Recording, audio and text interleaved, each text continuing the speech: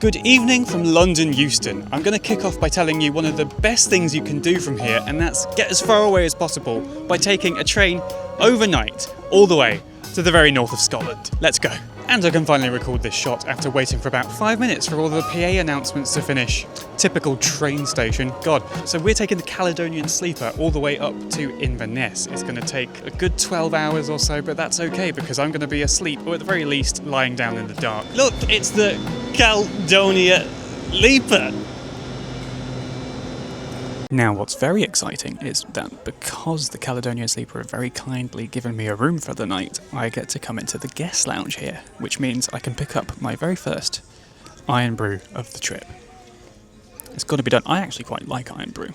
Well, the guest lounge was an incredibly liminal space. It was particularly made so by the sort of lift music, let's say. But there were sweet treats, showers, you can't complain really. It's time to get on our big boy sleeper train. Let's find our berth. I am in coach P, which is so far down at Euston that I've practically walked to Mornington Crescent.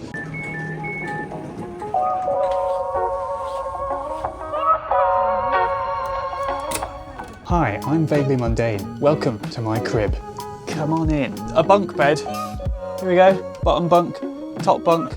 It's just me on this trip, so I can choose which one I want to go in. Maybe I'll switch it up through the night, like, why not? And then in here we have an ensuite. You've got a toilet there, but you've also got a shower. So there's the plug hole for the shower.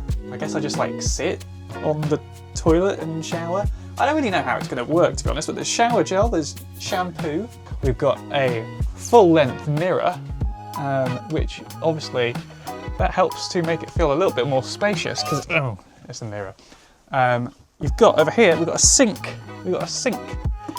With the classic cleaning materials of some soap and a pencil. What the pencil is actually for is for filling out this breakfast order, which I'm going to hang outside my door, or return to the club car, which I'll do in a moment. But it's just me, and yet you can select one thing per person. Look at that, running water. Running water in my own private booth on my own little train. It's not my train. Is that boiling? I'm going to turn that down. We've got a view out here at the moment. You're going to just probably see reflection. Where's the light switch? I am further down the platform than any train out there. It's not going to be anything compared to the views we're going to get in the morning. We've got a little reading light. We've got a temperature control. I'm going to turn it nice down cool. We've got some sockets for charging, a sleep kit, earplugs, eye mask. Here we go. Time to explore, I think. Naturally, to make space for actual space in the rooms, the corridors here are very narrow, but that's kind of part of the fun. I thought I'd pop briefly into the club car as well, so I can take a look at some fine dining options. It's actually significantly quicker just to walk back along the platform, whilst I still can at least. So I reckon I'm probably going to get in the bottom bunk to sleep tonight, but whilst there's a top bunk here, I've got to obviously try getting in it. Which it's part of the fun, you know? Lovely. Okay, now I get back down. I suppose you go back first. Right. Where's the...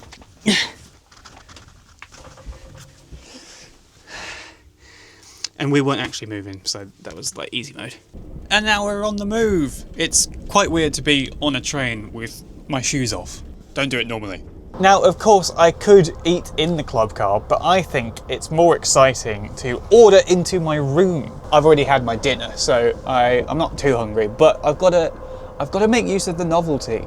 I've got to have some chips.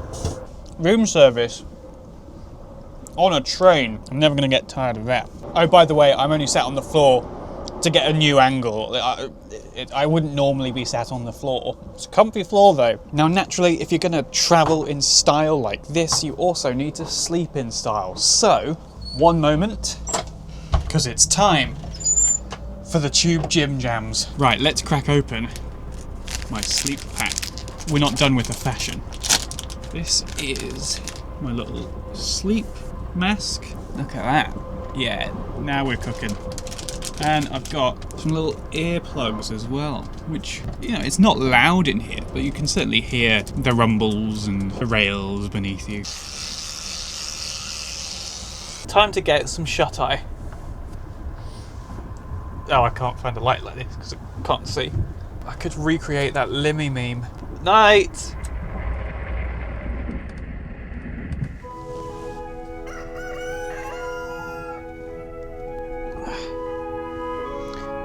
How do they get a cockerel in here?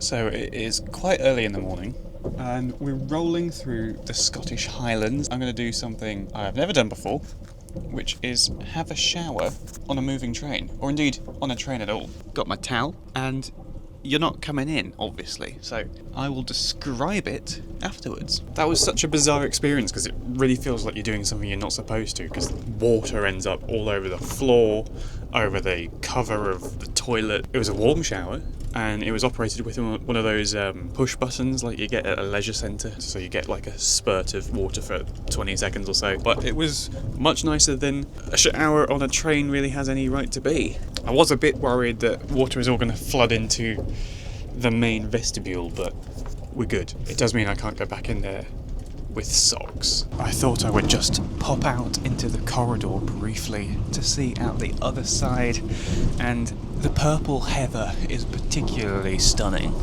I've been handed my breakfast of pancakes with a berry coulis, which I'm told stains absolutely everything. So as long as I'm not eating this on a moving vehicle, I should be...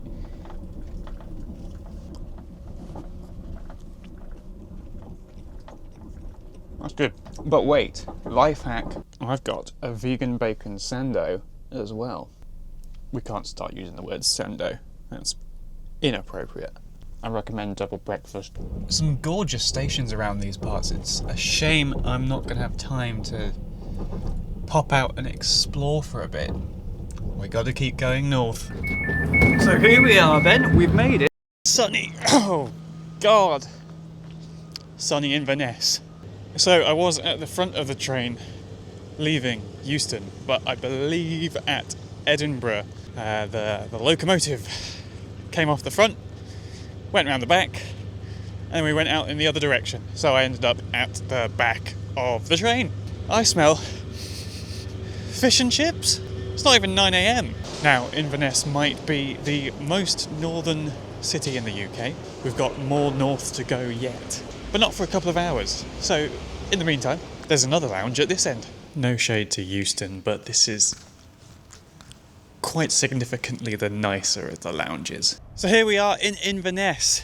Behind me, the A9 road carries on further north, whilst the Moray Firth over here goes out to sea. It really feels like we're at the edge of something, but I've still got quite a long journey to go yet. So, having just travelled through the night to get to Inverness, I'm now going to take this here train for another 4 hours to the very north of Scotland. I've just noticed, sat here on platform 5 at Inverness station, that there's a platform 7 off in the distance that's sort of an exclave of Inverness station. It's just, how do you get there? Why would you get there? Do any trains normally call there? So we didn't stop, but we just went through Bewley, which is the shortest platform of any station in Britain. It's so small that literally it's blink and you miss it. It will show up as a motion blur for you. So a couple of things about the Far North line. One of them is it's very windy around all of the lochs and firths. Oh, there's the train that was going past. Never mind, hang on, I'm going back to the train. So I was going on a little bit of a tour of Invergordon on the basis that this train coming past now was running late. But it's here now. So as I was saying, two things about the Far North line.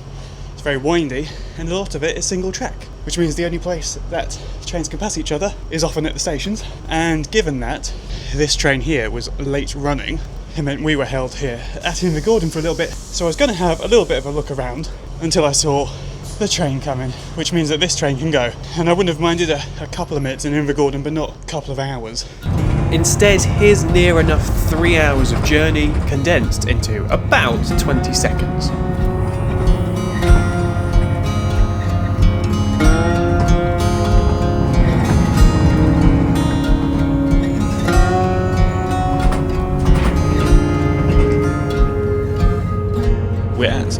Northernmost junction, where we're going to reverse for the final leg to Thurso. I don't know if you've ever looked at a map of Scotland, but in the far northeast corner where I am now, all of the Highlands suddenly seem to flatten out, and the landscape around here, it almost could be an English county. Apart from all the foliage, feels like that rugged Atlantic scrawny stuff. There we are, about 4 hours after leaving Inverness, which is already the northernmost city in the UK. Here I am at Thurso, the northernmost point on the National Rail network. By my reckoning, it's about 17 hours since I left Euston. Gosh, this feels and smells a little bit like a farmyard barn. The end of the journey. Or is it? Yes, it is. But I will walk down to the sea. We're not taking further transport further north. That is ridiculous, though possible. Now, the Far North Line has tons of stations, which I think is part of why it takes so long. And if you were to visit all the stations in the way that I typically do in London, where you get out at each one to actually get out and then get the next train, it would be days. It was too much maths, even when I had about 4 hours spare. If anybody fancies working it out, what's the optimum way to visit every station on the line from Inverness? You'd have to be mad to do that. But we're in Thurso specifically, and if you're looking for things to do in Thurso, well, so am I. It's not the biggest place, although it is the biggest place for miles around. If the only thing to do in Thurso is this, come down to this beach and see the view, that's quite good enough. I have never stood on Britain's northern shore. I've been on the east coast, I've been on the west coast, I've been on the south coast, but not the north coast. And over there on the horizon are some of the Orkney Islands, which is mad. We made it from Euston to the north of Britain. That's a pretty good trip. Yippee! Now what? I wasn't expecting this. This is strange. Not too far from here, there's a big nuclear reactor. Don't drop it. Oops. There we go. Everybody's safe. Famously, the Norse people adopted some terrifying costumes to help frighten the areas that they invaded, and just a selection of them are right here. They were quite small in those days. It's easy to not see it, but this place is such an interesting collision of the Pictish history and the Viking history, and then the modern day history of nuclear power just up the coast. What a weird collision of different kind of aspects. This place is built on uranium in modern times, I guess, or plutonium, or some sort of radioactive fissile material. Now, what I could have done if I'd really wanted is gone to John O'Groats, which I suppose is normally thought of as the end point of the British Isles, the counterpart to Land's End in Cornwall. But it's about 20 miles from here, and unfortunately the buses don't line up with when I need to get a train back to Inverness. I'd probably come back here, not for a while though, because it is a bit of a trek. There's more culture and more points of interest than such a relatively population sparse part of the country might ordinarily warrant. So I'm glad I came. Well, I hope you've enjoyed joining me from London all the way to Thurso, but now it's time to leave. Where shall I go now? I've got an idea.